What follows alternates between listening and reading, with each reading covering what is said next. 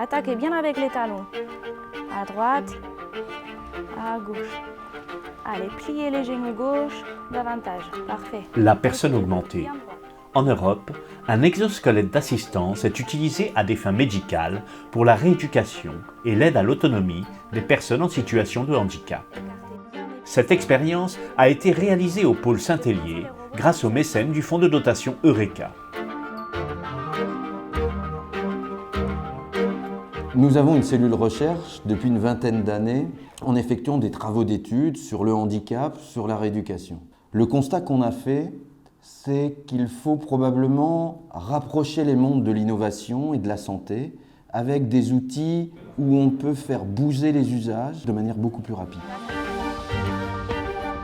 Se donner les moyens, faire entrer la recherche et l'innovation technologique dans le quotidien de la personne en situation de handicap, c'est l'engagement que propose le pôle Saint-Hélier en 2017 en créant le fonds de dotation Eureka.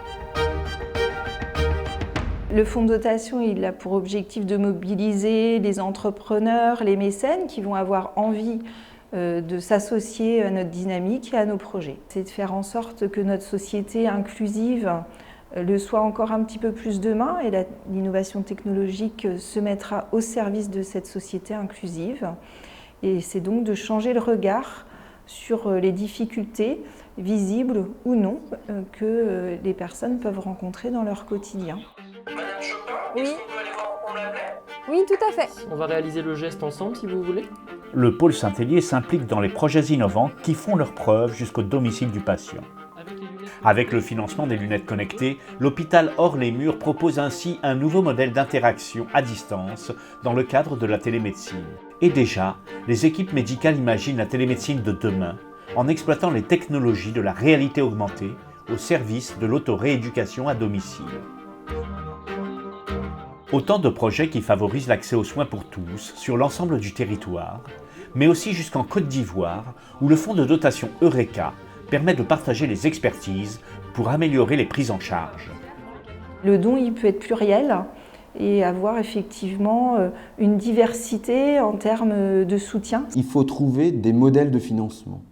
Les modèles de financement sont aujourd'hui possibles sur des organisations, mais aussi peut-être surtout sur des dons. Ensemble, se donner les moyens. Tel est l'engagement du fonds de dotation Eureka pour offrir plus d'autonomie, de confort et de mieux-être à la personne en situation de handicap. Et en plus de ça, dès que j'ai fait les premiers pas, c'était tellement impressionnant, quelque chose qu'on ne peut même pas imaginer. Parce qu'on a l'impression au bout d'un moment qu'on ne sait plus marcher. Et là, on met l'appareil et il nous prouve qu'on peut marcher.